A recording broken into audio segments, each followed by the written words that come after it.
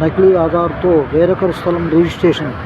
ఏడాది తర్వాత నిందితుడిని అరెస్టు చేసిన మొయినాబాద్ పోలీసులు.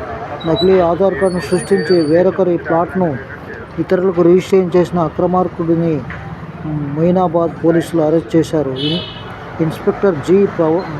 పవన్ కుమార్ రెడ్డి వివరాల ప్రకారం హైదరాబాద్లోని యశ్వంతగూడ కృష్ణానగర్కు చెందిన పుల్లగోనె నరసింహగౌడ్ మొయినాబాద్ మండలం ఎస్కేపల్లి రెవెన్యూలోని A1 గార్డెన్లో 2024లో 458 గజాల స్థలాన్ని కొనుగోలు చేశారు.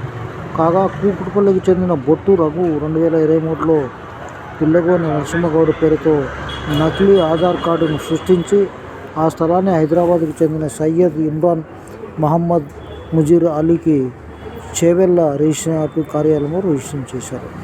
అనంతరం కొనుగోలుదారులు ఆ స్థలాన్ని చదును చేస్తుండగా దాని అసలు యజమాని పుల్లగోనె నరసింహగౌడ్ అక్కడికి చేరుకొని తన స్థలాన్ని ఎందుకు చదును చేస్తున్నారని ప్రశ్నించారు.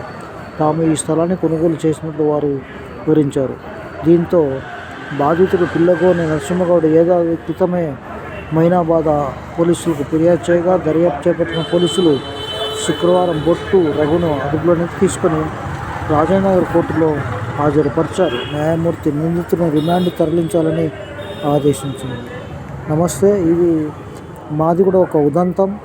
మిస్టర్ మొయినాబాద్కు సంబంధించినటువంటి వ్యక్తి మా యొక్క ఒక మురళి అనే వ్యక్తి కూడా ఇదే విధంగా ఒక దొంగ డాక్యుమెంట్లు జీపే చేపించి అది అమ్మినట్లు చేసి ఒక వ్యక్తి చేయడం జరిగింది.